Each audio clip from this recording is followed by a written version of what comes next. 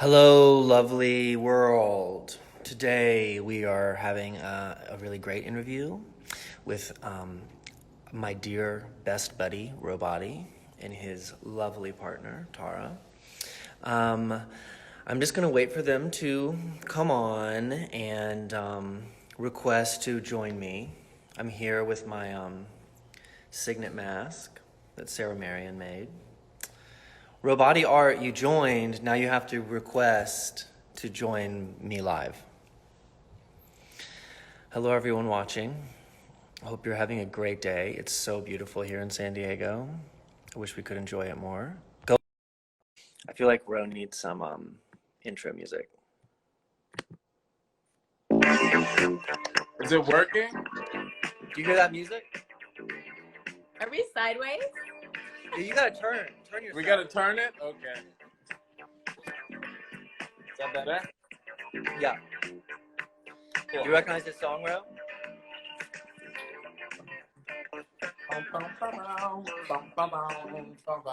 Yeah. I wish That's I were from- taller. Put your thing down. Yeah. And then if the phone falls, that'll just be live theater, live interviews, and that's the joys of that. Hello, everyone. That song was from Stupid Fucking Bird. Mm-hmm. Ro, Tara, lovely to have you here on Instagram Live. Thank you. Hi. Good to Why don't see you tell us? Hi, everyone. Why don't you tell us where you're, where you are right now? We're both in Bethesda, Maryland. Just outside of Washington, D.C. Mm-hmm. We're in D.C. Yeah, essentially. How long have you been there? Well, you've been here, well, off and on. We've been here since this whole shebang started, like mid-March. Yeah, mid-March. Together. Yeah. I go back and forth between New York and here because I work in New York and that's where we live in Brooklyn, but then I also teach at American University in DC, and I'm lucky when Ro gets to visit me. But this is like a really wonderful extended visit. Yeah, under unfortunate circumstances, but yes. Yeah. Why don't you tell everyone how you both met? You want? I think you should take this one. Well, I was doing a show at Studio Theater, and Robbie, you were assistant directing Aaron Posner's Conference of the Birds at Folger. And I came to a run-through, right? Did I come to a Something run-through? like that. Mm-hmm. I came to a run-through, and you were playing a character in which you farted for about it was like your character farts for like 2 minutes or something like We're that. just getting right into it. Not like really, like fake. It was fake. It was a sound effect, but it was hilarious. Anyway, I thought she was cute. And I asked you to set us up, and you did. That's where we're getting to, Robbie. Yeah. You're responsible. Yes, you're responsible for He it. brought us on here to tell you that. For matchmaking services. Oh, Robbie. But then you kind of went your own ways, and then you found each other again. That's true, Yes. yeah. And then I saw him in a play in Also, Aaron Posner. Yeah, I came down. So Aaron Posner directed the show that I was in that you assisted, and then Aaron, who's a friend of mine, wrote No Sisters, an adaptation of of the Three Sisters, but in which we don't see any of the sisters. And I went to see it not knowing Ro was in it. And you came out and did a direct address, and I kind of melted a little. Like, oh, he's very handsome. Yeah, I saw your face, and I was like, okay, it's like I have to pretend that I don't know who you are and talk to you. But we can tell the stories, and Robbie introduced us. That's how we met. Yeah, sure. So tell us a little bit about both of your creative journeys. Well, I started junior year of high school, and I was thrown into a drama class, and didn't even know what drama was. Ended up having to write my first little monologue and perform it in front of people, and it was the first time that I really got affirmation that I was really good at something. And then another guy who went to North Carolina School of the Arts, who was in the high school program, came to visit when I was doing South Pacific and told me about NCSA and that I should audition. And so I did. I got in. My roommate on my first day was you, Robbie Lutfi, and 226 Moore Hall. 226, baby.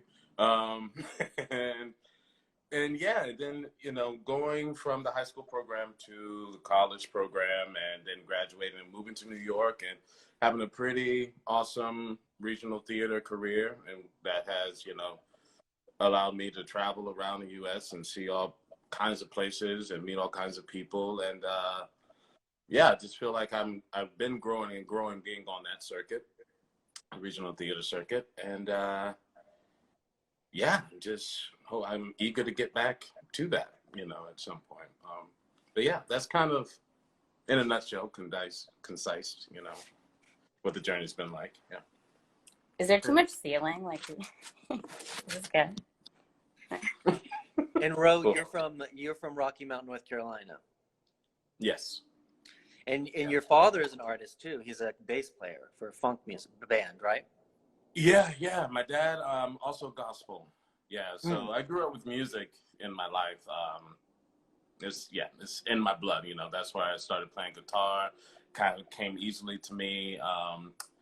And my dad's also a visual artist as well. And I have that talent that I get from him, although I don't really nurture it as much as I probably should. But yeah, so my pops is an artist as well. What about you, Tara? Yeah, I'm like, I feel like I have to rewind a little because I said he was very handsome, but also like extremely talented, like above all. So sweet.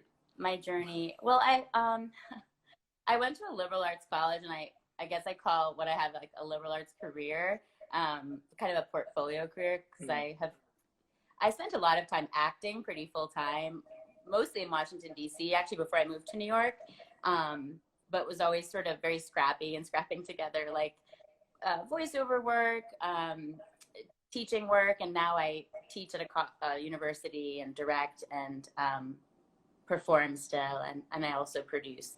But the journey there, for me, I owe a lot of it to people who, teachers and parents who are really supportive and encouraging along the way.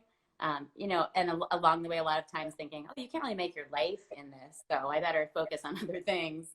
And then, I was playing field hockey in high school, and a director from the Shakespeare Theater, I would like visit their rehearsals after practice and be really into it. And if someone was absent, I would hop into the role, and the director kind of pulled me aside, like, you seem really into this. Like, maybe you should audition. And in college, it was similar. I was, studying English, and I had teachers say to me, this is something that you seem to be really passionate about.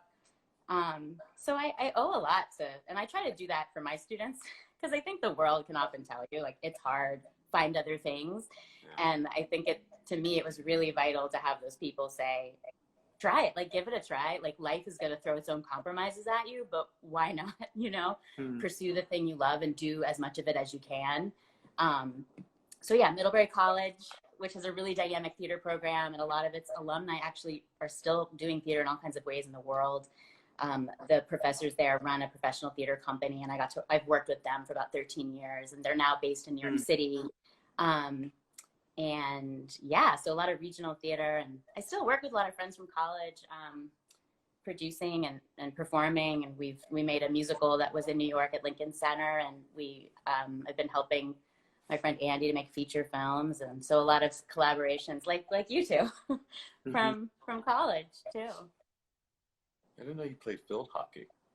Yeah, because I didn't really, not well. Oh, okay. Yeah. I was always like a theater nerd, so that didn't work out very well. And you went to the training program at Shakespeare Theater in DC, right? Yes, yeah, the Academy for Classical Acting. And that's through George Washington. George Washington. Yeah, and the Shakespeare Theater in Washington, D.C. Awesome. So I love what you said about like your career has been a liberal arts career, that there's like, that's kind of sort of a beautiful way to think about it and put it. Do you have like for both of you, do you have something like in particular that you're really proud of that you've done? or something you've really learned from, or something that you've done, you go, oh, I now know I want to do devising work, or I want to work on new plays, or I want whatever that may be? Oh, interesting. I mean, the last thing that I've been really, really proud of was a play that just closed in February that I did at a studio called Pipeline. And it was just, I mean, everything about it, the direction, the casting, my ensemble. It was just one of those rare productions in which we were doing something kind of like Every Brilliant Thing. You know, you're giving voice to people who usually feel like they don't have one, and you get told that because they come up to you, you know, either, you know, really affected by, you know, what they just witnessed and grateful.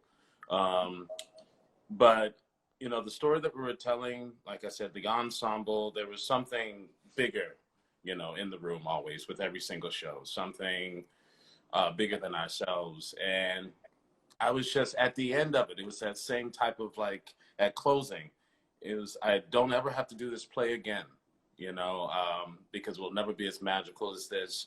I don't know. It just, it felt complete. Yeah, just a beautiful full course meal that we did, you know, and yeah, I was happy. And so, yeah, that's the last thing I feel like I was really proud of. So You talk about, when I asked you that question too, maybe before Pipeline too, actually working with Cygnet because of how you and Robbie go so far back and the work you're able to do together. But you also just seemed so connected to that company. Like they had like a happy hour recently. They talked for like 3 hours and everybody was there from that cast. Yeah, everybody They showed really up bonded. and just picked up right where we left off, you know, and you know, everybody in theater knows that's very rare when you get a group of people and everybody instantly feels like family. There's no drama, and even if it is, it's there's an acceptance of, okay, that's who you are. You're the diva. We still love you because because of what you bring to this, or you know, like there's. Yeah, those collaborations are very rare. So when they do come across, yeah, I don't take them for granted. Yeah. And Stupid Fucking Bird too. And Stupid Fucking Bird. Probably that one too. Yeah. Yeah, it was special. I miss the music in that. I miss dancing in that. Remember that dance piece that was choreographed? Michael Mizrahi, yeah. Oh, Michael! Something like that. I know. I don't remember. I just remember the TikTok like that. That's like all I remember. The arms. But, What about you, Tara? I expect to see a lot more TikTok. That's new for me. I've never, 3 years, never thought of TikTok. There's a show I did with some friends from Middlebury College and from UNC Chapel Hill. We were collaborators, and we all kind of lived in Brooklyn and were collaborating a lot. And my friend John McGrew is a singer-songwriter. Look him up, his music's amazing. Apollo Run is his band. Got us together and said, like, I have this idea. It's like to take these dark fables, and maybe he had the song first, I don't remember, but he said, like, I want to bring us together to make something together. And it started out, you know, and we did it in the Invisible Dog Factory in Brooklyn. I don't know if you know it. It's like where they used to make the invisible dog toys, but it's now, we had access to this space through a contact, and we made this immersive experience with live music, like dark fables set to live music. And someone came to the show from New Victory Theater in New York, and there happened to be a lot of kids in the audience that day, and they were like coming on stage and really entranced by the immersive space we had created. So it took on this life as a show for young audiences, for families. We developed it at New Victory Theater and then at Lincoln Center's education department. And that to me taught me a lot about like resourcefulness, like becoming the casting director and producer and with my colleagues and collaborators and developing the script, and then became like a co-movement director too. So we were wearing all the hats. And it's the first time I showed up in like a beautiful space in New York. You know, it's right in like Lincoln Center and Juilliard and the Met, they're all there. And I was there for 2 months, and we were our own bosses. Wow. Like, we'd go in the space and be like, no one's telling us when to start. Like this is ours. And I think just the whole process, it's one of the hardest things I've ever done, but it taught me a lot about, you know, resourcefulness and what I had in me, and that I could take those skills and actually apply them to the other work I could do. That was really long-winded. Sorry, but it's called The Village of Vale, and we have a website too if people want to listen to the music. It's it's really beautiful. It's really beautiful. Yeah, Tara, that I feel like there's a lot of young actors who always ask my advice on like, what do we do after we graduate, you know? And I always try and be like, you have to be a hyphenated artist. You have to learn other skills. And could you talk a little bit about like you learning the resourcefulness or like the producing side of just like doing it yourself? Yeah. I mean, it's like actually, in hearing you say that too, it's like watching your collaboration. It's built on a foundation that's already been developed too. Like you look like at groups like Fiasco Theater from Brown and not Pig Iron. I'm still Pig Iron too, but Pig Pen. Yeah. From Carnegie Mellon, and you know, that you can continue and to build on the common language you have, and the ways that, you know, like we had to learn about. There's the things we wanted to do, and then there's the things like you're good at, and if you're good friends, you help each other articulate that. Like, like cool, you're writing a lot, but like, are you a writer? Like, are you the best person to be writing? You know, like.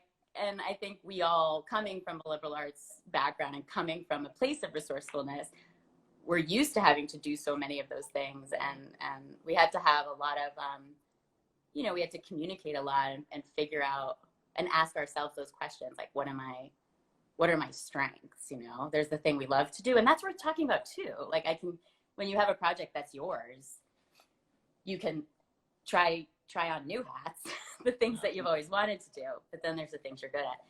I don't know if that answers your question.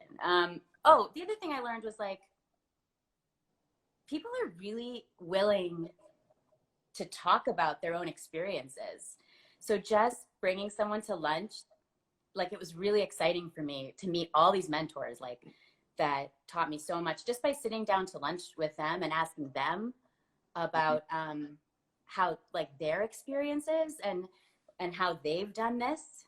And then there's an investment, like there's a relationship that's built, and it's not like I need something from you, but it that helped me a ton. We couldn't find our way. We were like building the ground under us as we went. We needed help.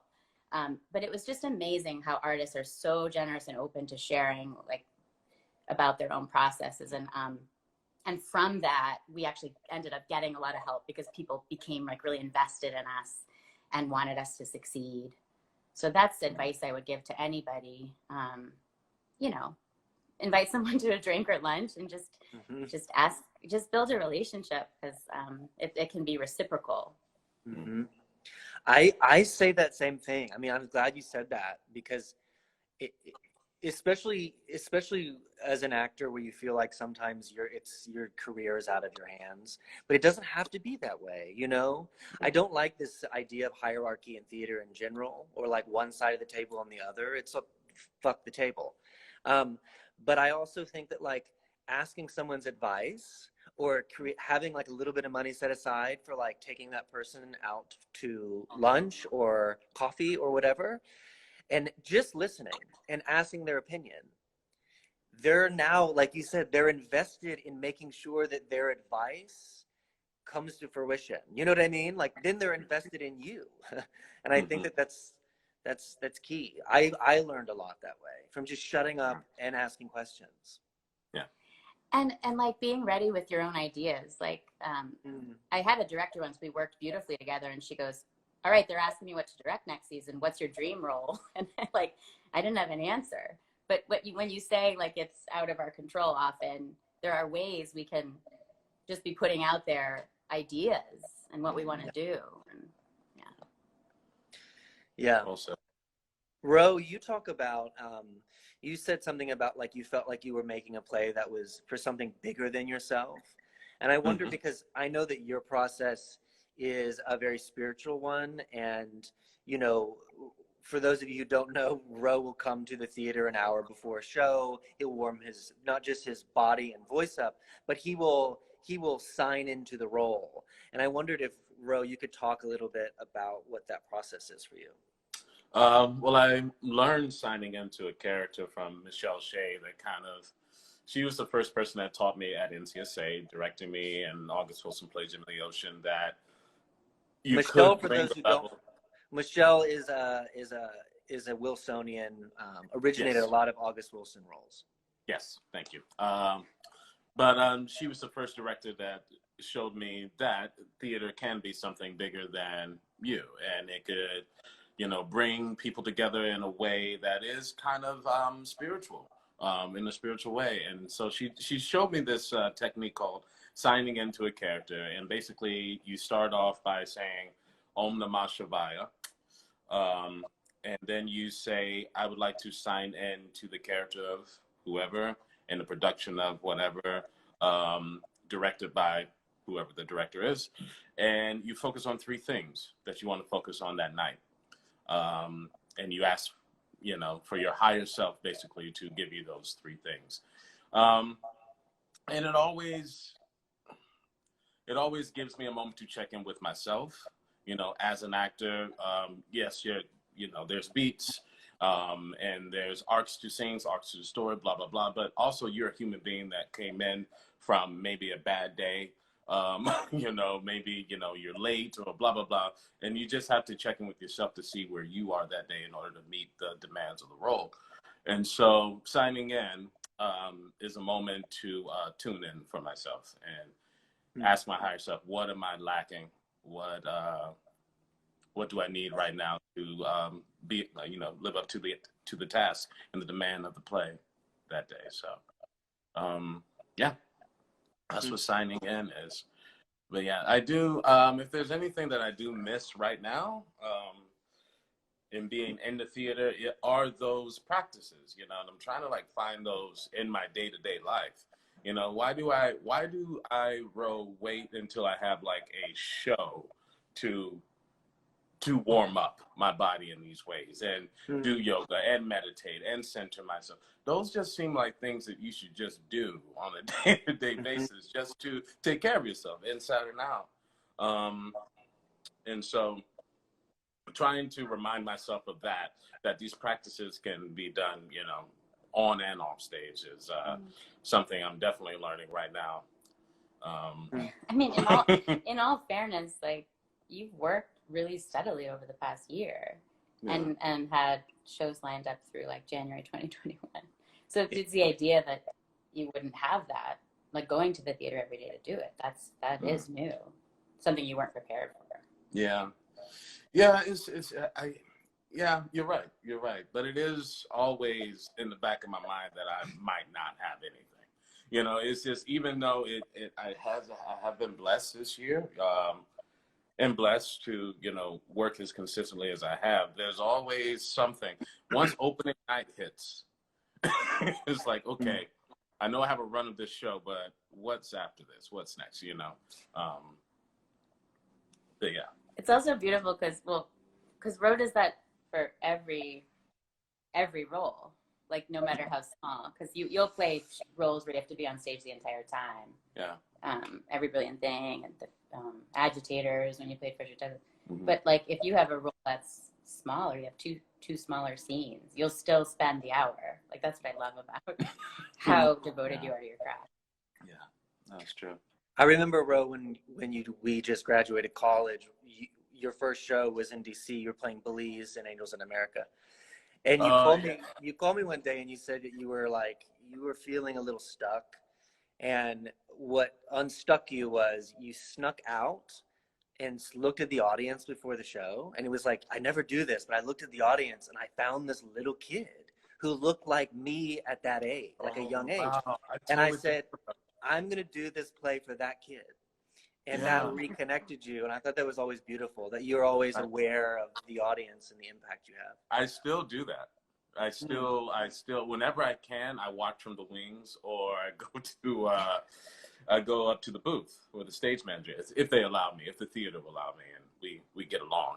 I try to do that, because we're all in the same room.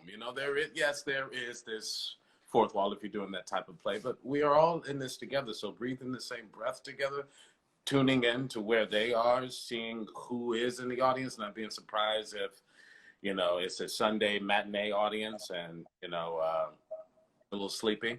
I mean, you know, just knowing that that's it. It doesn't really take me out of it. Yeah. So yeah, it's so fun. I totally forgot about that. You have a great memory, my friend. That Sunday matinee crowd, though, I always tell actors, I'm like, they're paying attention. They're with you. They may not laugh as much, and they might give you the same amount of energy that like a Saturday night crowd would, but they're definitely paying attention. Oh yeah, definitely. What we used to talk about, like, I forget, when I was I think it was Washington State Guild, and actress Laura generally told me about the date night crowd. Like, there was some where they wouldn't laugh yet until like act 2. Yeah. And so they like checked in an intermission, like, do you also think this is funny? You like it, we can laugh. Well, Friday nights are all pretty often a quiet crowd, because it is a lot of date nights, and it is a lot of people who have worked all week, and maybe not necessarily they're like, oh yeah, we have tickets for tonight, you know. Right. Yeah, no, for sure. Tara, what do you think you've learned, because you teach so much now? What do you think you've learned? How has teaching informed your craft as an artist? Yeah, wow, in so many ways. Teaching is so humbling. Like, I'll have a really good day where I feel like everybody grew a ton, and I'm like, oh, I've got this. And then the next day I'd be like, did that go well? Am I teaching them anything? You know, it's just very humbling. I'm always like, I'm listening, especially now. I'm listening. You're teaching them a lot. They're lucky to have you. Oh, because her classroom is now your living room. Yes, now the living room. First thing. Oh my God, I'm teaching so much right now too. Anyway, I'm sorry. We were talking about, like, people have a greater appreciation for their partner, like what they do, like their work. That's what I've been hearing from some friends. I mean, it keeps you. I used to think this about, like, waitressing too. Like, I used to wait on table, you know, back in my 20s, I used to wait on tables and be like, that table wants a really intimate, quiet experience. That table wants to laugh. And I would, like, be a different actor for each. I think teaching for me, it's about like speaking to who the individuals are and what they're bringing, you know, meeting them where they are and being really attentive and present to that. And acting very much requires you to listen, to be very open and very present. Like, you can't really drop out. You can't really stop listening. You have to be the one for 3 hours who's just really holding the room and holding them, keeping their attention in a way that's not so, you know, controlling. But so I think that keeps me sharp in a way. Also, just the importance of homework, I think the more you do it, the more you can just rely on, like, habits as an actor. You get cast, like in DC, I would sort of get cast at some of the same theaters. And I think I just would start doing a lot of the homework I would give to my students, like this sort of fundamentals of knowing the whole play and doing all those deep sort of psychological investigations into your character. And when I started to do the, like, sort of homework I would assign, my acting improved a ton. Mm. There's something about, like, It's so bright. Sorry. Oh, no. There's something about presence that is at the heart of what we do, and why we can't do it right now. And I often tell, you know, a designer who's complaining about the time I'm giving an actor or whoever it may be, I'm always like, you know, you have no idea what you're asking an actor to do. You're asking an actor to daily go to these extreme places in their psyche, emotionally, dig to a place that most people don't go to in an entire year of their life. You're asking them to do it and recreate it multiple times in a rehearsal, and to really sit and be deeply present with that. And being present in our day-to-day life is exhausting, and most of us don't do it. We like to be distracted because being present takes a lot of energy. And you're asking an actor to do that in these extreme circumstances. And that's a lot to recreate that. And I think that it's powerful and it's beautiful, but it's fragile. You have to take care of the actors. Yeah. I'll work with you any day, Robbie. Yeah. It's really nice. I feel like a ghost. I'm sorry. But we have these beautiful windows. Yeah, should we? No, we're good. We're good? Are you all right? Yeah, I'll do that. Just scoot up. You're just No, gonna you're get good. higher and higher as we continue. Why do you think this is a big question, but like in the absence of it, why do you think theater matters? Does it matter? I mean, well, yes, it does matter. And why does it? I mean, it's always mattered. And we good? Yeah. Oh, that's better if you go this way. Yeah. Yeah. So your arm's gonna get tired, baby. We're good. Okay. Yeah. All right. Sorry. Do you have blinds you could shut? No, it's just one big window. Blinds. Right. The reason it's always mattered because it's brought people together and allowed them to sit with themselves and hopefully see themselves in other people and evoke some type of empathy and work that and strengthen that empathy muscle. And, you know, we are all in the same, more or less in the same place right now. And I feel like we're still finding ways to make theater work, which is wonderful. But it is bringing us together in a way that I feel like we're all kind of in the same theater right now, you know, and grieving together, you know, and as you told me once. And I feel like this is when I feel like the best theater is being created, so to speak, from playwrights, hopefully, and from artists in general, because you got to find some kind of light, you know, through, you know, dark times like this. And that's why we don't have blinds. That's why we don't have blinds. Continue. I don't know what to say after that. So yeah, to answer your question, it absolutely matters. In what form it's going to be after this, I have no idea. But, you know, it's always been evolving, you know, and then start around the campfire, right? You're like, it's always been changing. And who's to say that, I mean, we're taking classes at the Freeman Studio right now. Our first class back is tomorrow. And I had my rehearsal yesterday. She had a rehearsal today.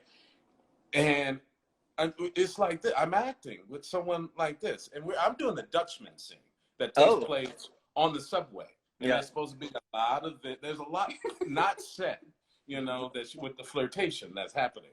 But we are doing it, you know, like this. Is that is that a subway? Like, are you moving? Yes. Oh. We're doing this and Cool. all of that. And I like that. Thank you. But it's different. But, you know, as long as it's all about listening, right, and being present. That's the fun. And as long as we're doing that and telling the story, there's no way I don't feel like acting can't be through this, or classes can't be through this, or theater can switch to this for a time being. And who knows what that'll take us. But I know. It's completely different, but theater is necessary for all those reasons I said. So we just might have to evolve with it, adapt with it. But who knows? Maybe everything will just go back to the way things were. You know. I don't know. I feel like it's a time for us to reset. You know, there's like this. We can reset. We can take all the things that weren't working and we can move forward somehow. Yeah.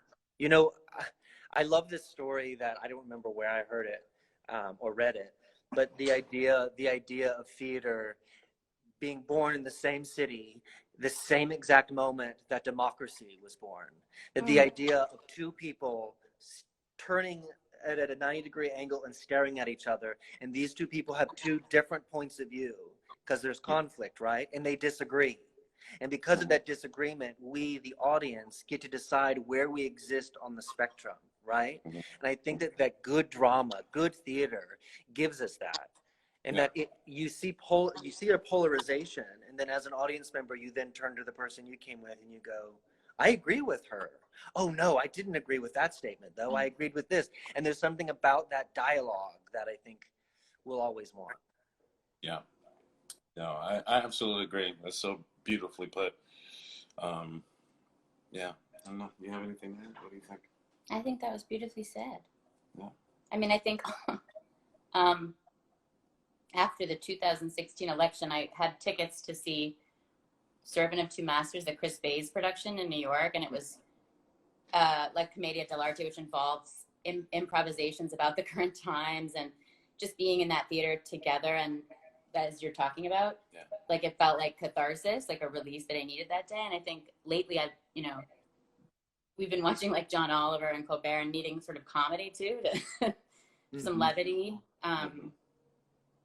as catharsis too. I guess that's the only thing I might add to that. Yeah. Do you No, I'm checking this. Yes. We're following the light. Sorry, guys.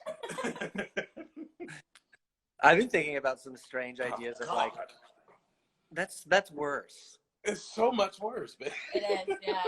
I mean, Can you sit at the couch? Yeah, absolutely. Let's do it. We're still here. I'll go back to the song. Here we are. Here we Rose are. getting his beer. Here we are. Here we are. So Tara, will you do a show and tell of the item I told you to find in your house that's personal? Oh yeah. Now you have to hold it. All right.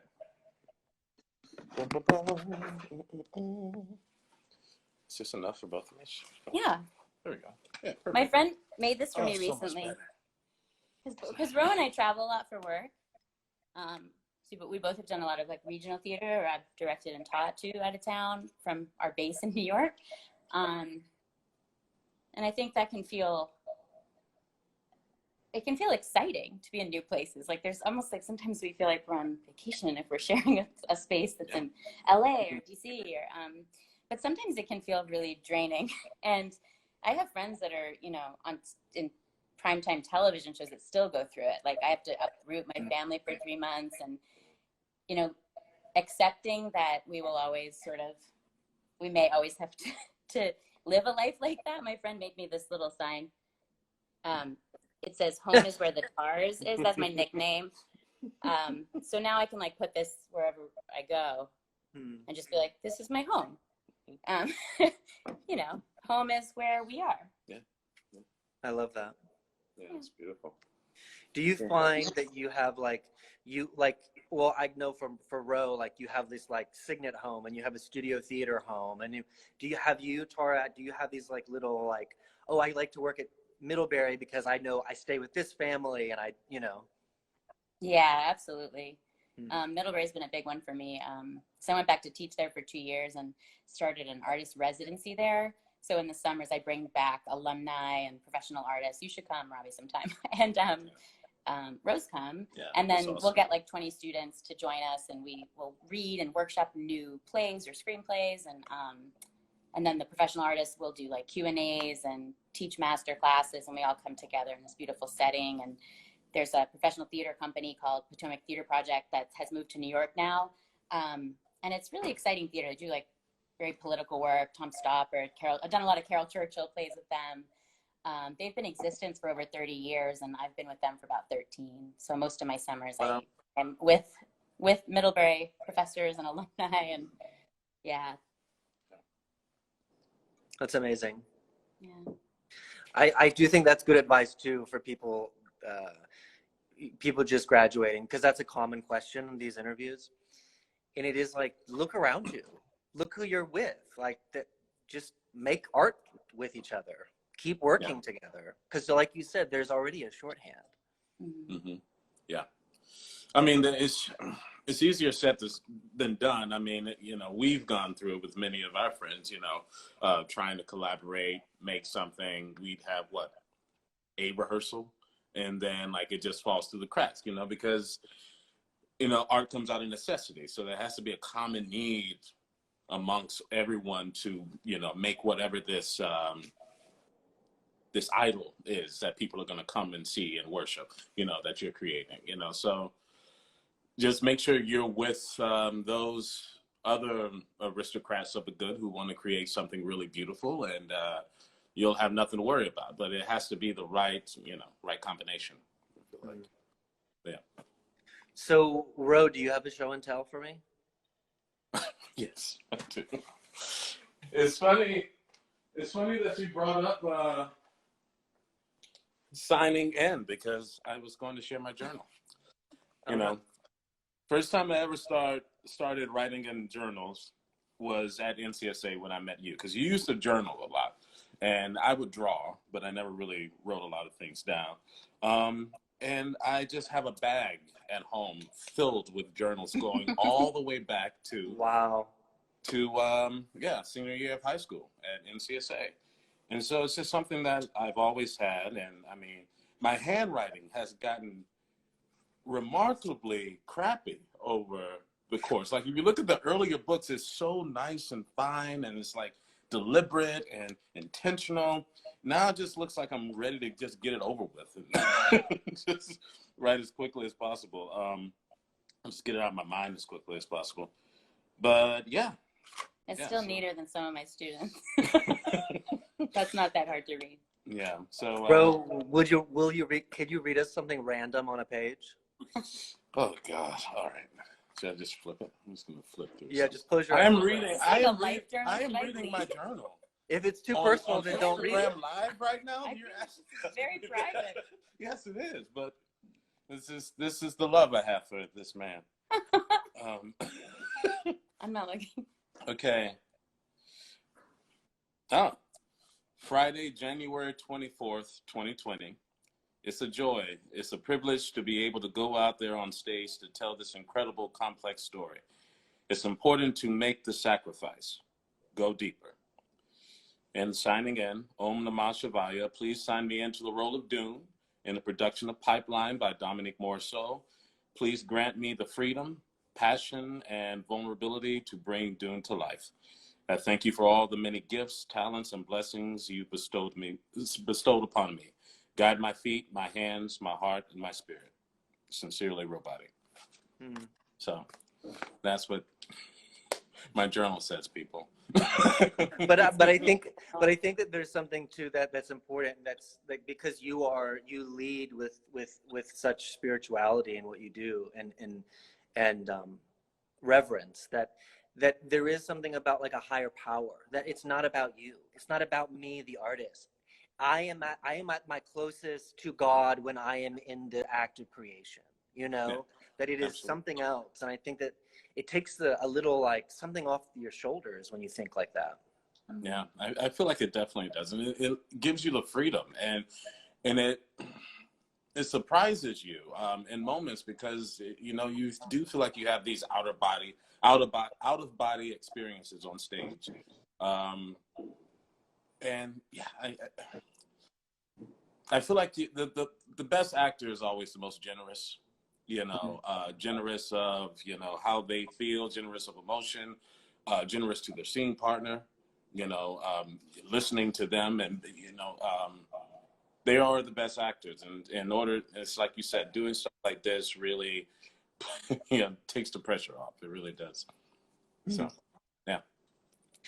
I'm going to open it up to our viewers. If they have any questions for either one of you, feel free to put them in the comments or the little question button. But while we're waiting, could you say a few we statements? Yeah. Like together. about theater, about One, theater. 2, 3. We statements. Let me see. See what I have. We are resourceful and creative and resilient and built for figuring this out and getting through it. Yeah. I wrote some down. Let me see. We as creatives should never hoard our talents. We must continue to be strong believers, knowing that our beliefs must be manifested, and we are stronger together. Those are some of the we statements. Yeah. That's so lovely. Thank you. Yeah. Someone is thanking us, Jasmine. Aw. Thank you. Inspired me today. Thanks, Jasmine. Thank you, Jasmine. When can we all three do something together? Whenever, anytime. It's kind of perfect, like a good 2-person show, and then you can direct. Yeah, I know. I'm just weaseling my way into like. we should do like not publicly, but we should do like a reading of something, like lungs or something. Yeah. I would love to. I think that you and I did we read that? We read Sometimes that we are being so dorky, like so like mushy. But I feel like I'm being mushy. But sometimes we do read plays together. Yeah, we do. Yes. Yeah. Not dorky, but I just meant like I'm mushy Theater about him, and I'm being very public about it. No, like Ro is so sweet. I have a lot of reading to do often, whether it's for work or school or and Ro will be like, I'll read that with you. And we read like a screenplay recently, a play. We just read because sometimes plays are meant to be heard, and he's really good at cold reading. That's what I meant about being mushy. I'm just very grateful for all that you do for me. Yeah. Oh. Grateful for There's a question from Anna. She says, Ro and Robbie, how have you seen each other change since you've met one another? And the same question for Ro and Tara. Interesting. That's an awesome question. It is an awesome question. I've known Ro since I was like for half my life. Yeah. It's mainly for the things that we would talk about, just the two of us amongst our friends. You've just found an articulation and a groundedness in your voice as an artist that has just grown tremendously since I've known you, since we were both 17. We were just dreamers, just sitting around, what if this? Oh, wouldn't it be beautiful if this? And now I see you bring that out of people, out of actors, out of students. Encourage them to ask those same questions, and it's because of the integrity you have in your own voice that I've seen grow. So, yeah. I think I've seen. I think the first thing I would say is that you've always had a raw talent. It emulates, everything you touch. There's a rawness to it, and you do things out of necessity. It's like art is your life. You have to play the guitar, you have to paint, you have to write, you have to act. And so I've seen the rawness become really refined through craft. And I think that that's what people see when they see you work, is this incredible amount of craft that's honing and polishing and not just relying on intuition all the time, And as a person, I think I've seen you, you were always like a yes and person. And now I've seen you really be able to, you've always been very grounded, but really be able to, how do you say no? Say, oh, that's not for me, or no, I actually don't want to do that, or I don't enjoy that like this. Because I feel like you were such a people pleaser, and that's why people loved you. But I feel like now I've seen you as a person shift into a confidence that maybe wasn't always there. I was thinking that same thing, and just like connecting to your authentic self and your authentic wishes and wants and sense of confidence with the craft. And just, it's been exciting to see your career flourish and, you know, work at the Public in New York and Mark Taper and Atlantic Theater, and just like have a career in New York. Because when we had started dating, your career took you all over the country, and then you booked like a ton of shows like in your hometown too, which is exciting. Yeah. It's funny, when we started dating, I was like, I don't know if this is gonna work, because like I'm so goofy and like need to laugh a lot, and Ro was, I felt like you were so serious. You're about to, that's what I was And gonna then say. I feel like we've just like, I laugh more than anything when I'm with you. That's And exactly what I was gonna say. We laugh a lot. for those of you out there who are dating and are like, this isn't gonna work, I think that is me also. Like, That's what you thought. what? I mean, yeah, I'm being totally honest. Like, Fair enough. well, and that's me. Like, I can't be serious enough for you, or he's not goofy enough for me, or something. And I think having shared time and shared experience and like a comfort around each other, we make each other laugh a lot. Yeah. You were gonna say the same thing. Yes, I was gonna say laughter. Yeah, that you laugh a lot more. Oh, that I laugh more. Yes, Oh. that's what I was gonna say. Just pick that up. Before I was like,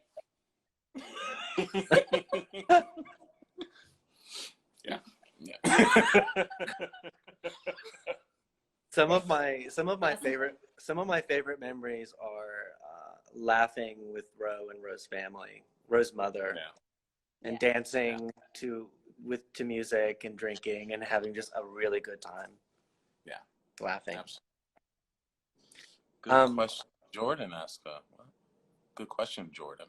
What did he say? I have no idea. Is there any way to go back? Yeah, he said, what have you, where is it? What's something you've never done? Oh, what's something new that you've never done over quarantine that you've never done before? Does that make sense? Yeah, something that I haven't done. you're getting. Well, I am getting my yes, yeah. I guess that's the one. I'm getting my personal training certification, which I told myself I would start in November. That's when I signed up for it, of last year, and just easily distracted as Ro can be sometimes. And this job will come. I'll be extremely busy. If this job will come, and now since everything has kind of stopped, I'm actually sitting down and focusing, and have passed my midterm. I have my final exam coming up in a couple of weeks, and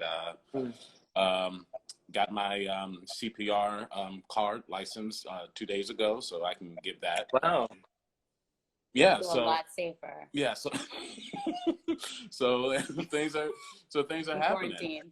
I'm safe because we've been learning some new songs together on guitar.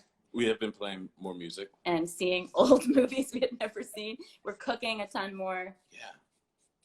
Yeah, cooking a ton more. I feel like saving money because not going out as much. Yeah. Not, We're going on a lot of walks together, which we didn't necessarily do before. Yeah, we would walk because we had to get somewhere. We never really went on walks. We also started playing cards, like games we played, high school or something. Or no, when do you play cards? I don't know. When I was a kid, I wasn't allowed to play. Oh, so just me. Super Christian school. Yeah. It's like gambling. Yeah, it was gambling. My grandmother considered it gambling, so I couldn't have cards in my house. I brought an Uno deck home once, and she spanked me. So this isn't gambling. It's Uno. But anyway.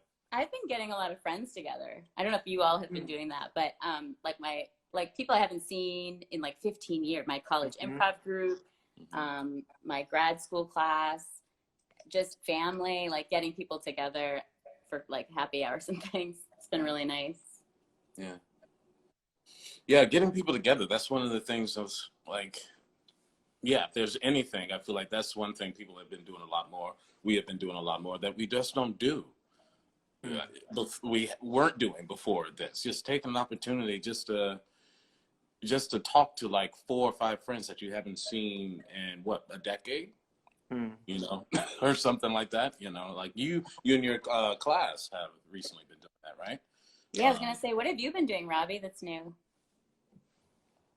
Yeah, I mean, connecting to people I haven't spoke to in maybe a decade, on FaceTime or Zoom.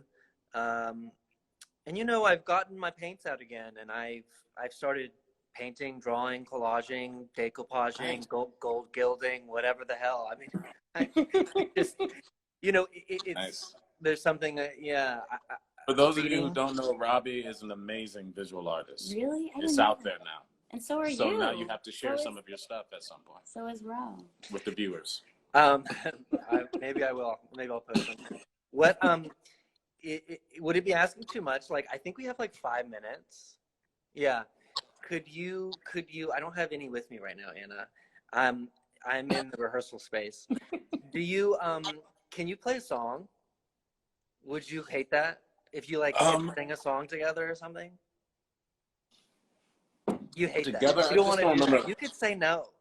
I just don't remember. I don't remember the chords. It would take a moment for me to like look everything up.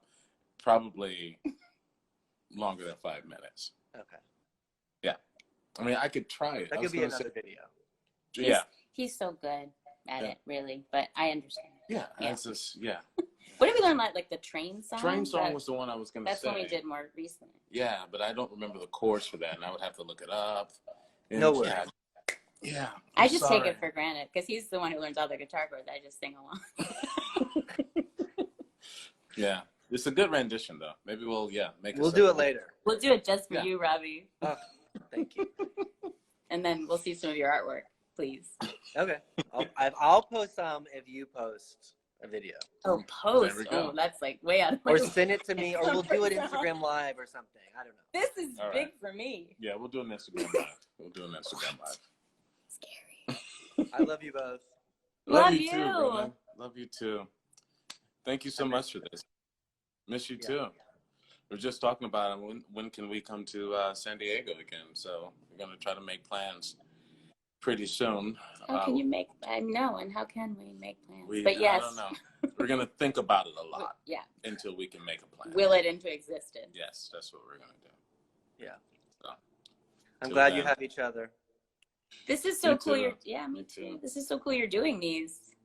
When's your next interview? Tomorrow. Oh, exciting. We'll tune in. So, and how long are you going to be doing it for? Oh, I don't know. Thanks. Right now I have people until like into May, so. Cool. Maybe it'll like go to like once a week after a while or something. Yeah, because you're doing it 3 times a week now? Yeah, sometimes 4. Sometimes 4. Okay, cool. Awesome. Well, at least you're having great conversations. It gives you something to do other than paint and walk. And yeah. We're going to go for a walk right now. Yeah, we're going to go walk. Good. Thank you for having us. I feel honored. Well, Bye, love you, brother. everybody. See you Thank guys.